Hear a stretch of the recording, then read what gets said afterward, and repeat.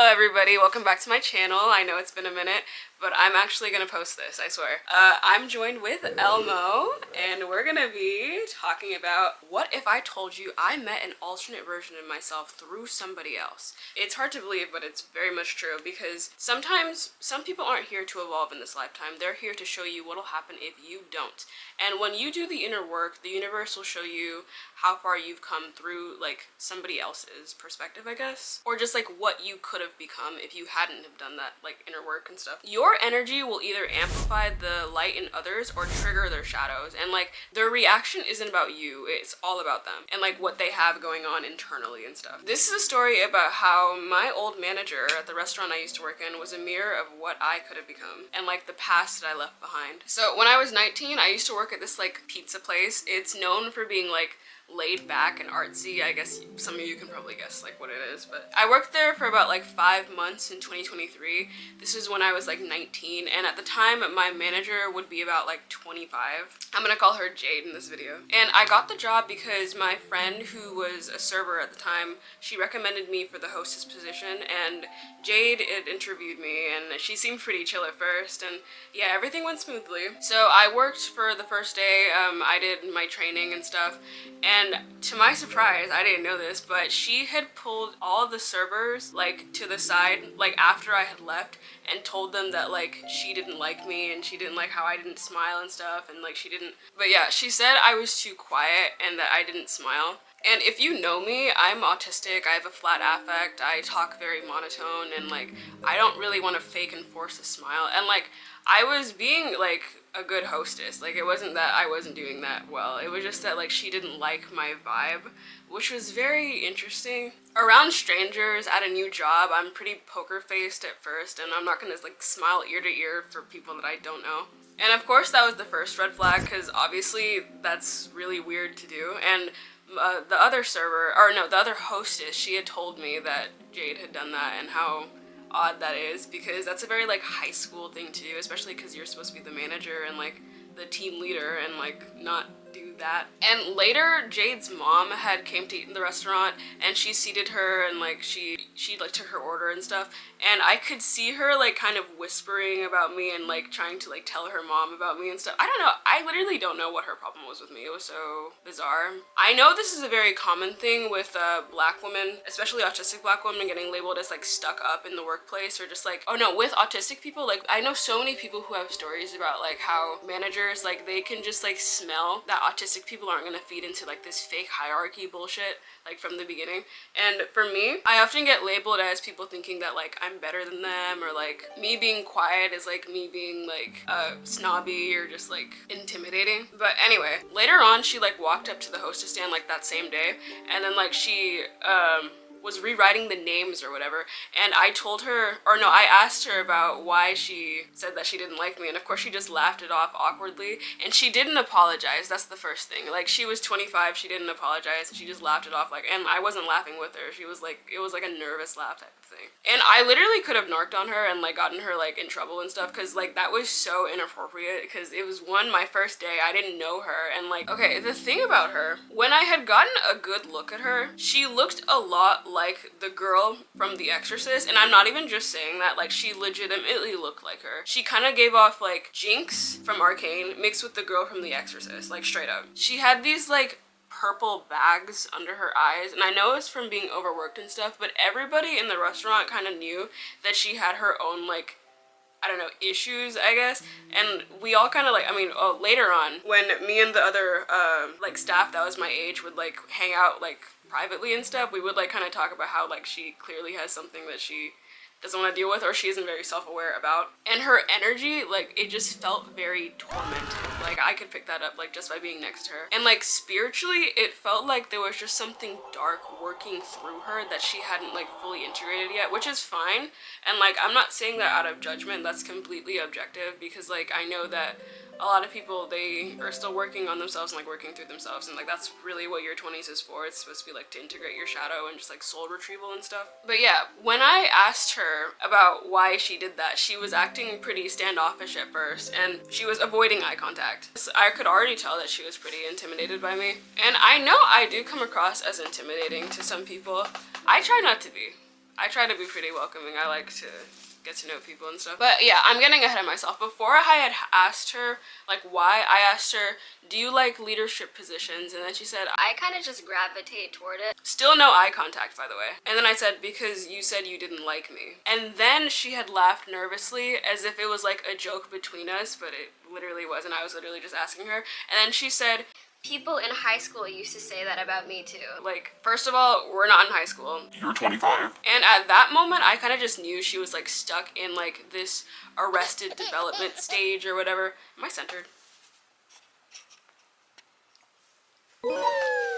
And a lot of people, and I've noticed this a lot, like growing up doesn't mean you have it all together. Like a lot of people are stuck in those like high school dynamics of like gossiping and cliques and like belittling others to feel secure within themselves. And since a lot of people never really unlearn that, people who are fine being on their own seem like weird or threatening or just like not socially acceptable by their standards. Okay, Jade, she would call the other servers her little chickens, and like she would say like, I know you guys see me as like the cool mom, and I was like, I don't know. I don't usually get secondhand embarrassment, but like I just kind of like, I don't know. Just thinking about her, it just makes me like, but she clearly needed that title of manager to give her that sense of identity. And like because of my autism and like trauma, like I have a very flat affect. I'm not very emotional like in the face, like when you first see me, and I guess that means I'm pretty hard to read. And like a lot of people tend to project like whatever they want onto me, or like put labels onto like what I could be thinking, because like I'm just like a blank slate, you know? So to Jade, I was unreadable, which meant I was unpredictable, which meant I was threatening to her position as manager or whatever. And my light just like irritated her demons, and just existing triggered her. And it's literally not even just me saying this, it was like all the other servers who said this too. She just always carried this like low grade anger in like her face and like her presence. It just like, no, she would like stomp around the restaurant, I swear to God. She just had this very like disturbed energy. And I really don't want to sound like I'm just shitting on her, because like she's still human and like we're all messed up in our own ways, and like I definitely relate to her a lot. And like that's why I'm making this video. But her behavior made sense when I realized that she was honestly just like stuck in her old wounds. And like later she tried to act friendly by trying to like bond over complaints, but I didn't really play in or feed into that, because complaining honestly just brings down the energy. And like in a restaurant like that where there's so much chaos happening at once, like that's the last thing that you want. And one time during a rush, she asked how it was going, and she was expecting me to say something negative and complain about my job, and I was like, good. And she was like, good? And I was like, good, yeah. And like I just brushed her off and walked away. And after that, she made like passive aggressive, like sarcastic remarks. And like sarcasm is honestly just sugar-coated aggression. And like, yeah, sure, we all hate working in jobs and stuff, but literally 70% of adult conversations in like the workplace setting is literally just complaining. And that just keeps you like stuck in that energy, and like that's the last thing that you want. People who try to tear you down, they aren't just random villains, they're mirrors. Think of them as like personifications of like those negative inner thoughts that you have. They reflect the version of you that didn't feel enough, that felt like it needed to chase external validation, that stayed stuck in old wounds. The thing about life is that it's literally just a mirror. If someone frustrates you, ask yourself like, who is this person reminding me of? Or like, what is this person reminding of? What is this person reminding me of within myself? And over time, I realized that Jade wasn't just like a pain in the ass. She like was me, a version of me that hadn't healed. And we actually had a lot in common. And I'm sure she realized that later on too. And like, that's why she was trying to be nice to me and still trying to like win my approval and stuff. Oh, and also like throwback to that time that I asked her about like why she had like pulled all the servers to the side and like said that about me. Like she also, no, like she said that she was the yearbook editor-in-chief or whatever, and like so was I in high school, so like that wasn't just a coincidence. And like I noticed that, because like that's not just something that like randomly like happens, you know, or to me. I don't believe in coincidences. But yeah, what else we had in common was we both practiced witchcraft. She practiced more like Wiccan Pinterest spirituality, and I practiced more like new age, like free spirited like stuff. And and I just do my own thing. Like, I make my own religion. We're both into the occult. We're both pretty atypical thinkers. There was this one time that I was having this conversation with another staff member who was pretty weird and stuff, and I was telling her about how I talked to the bushes outside, and Jade overheard. And she wanted to like kind of chime in and stuff, but I could tell that she felt like we were judging her, and like she said it awkwardly and like walked away, and then I was like, oh no, come back. Like, I like actually was able to converse with her and like relate to her on that level, and I know she didn't expect me to actually like say that, but she told me about how she talked to a tree because she's Wiccan, and like that's what Wiccans do. Like, they talk to trees, and like, or no, they tell their thoughts to trees because, you know, the trees are listening.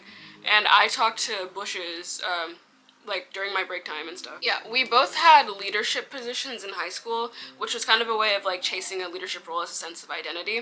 She liked, okay, this one time she put on this like 80s lo-fi Japanese music, and I was like, and I knew that it was her that put it on because like there was no way that we would like, and like that's the type of music I used to listen to, like one at that point in my life where I used to behave like her, which was very interesting. And she would literally like start copying my little mannerisms and stuff that I used to do at the hostess stand because I could never stay still for the life of me, and I would always try to do like little dances or just like, I don't know, stuff to like keep my mood up because like movement is medicine, you know? And I would see her like doing that also. No, honestly, everybody started doing it just because I was doing it, but like, I'm a trendsetter.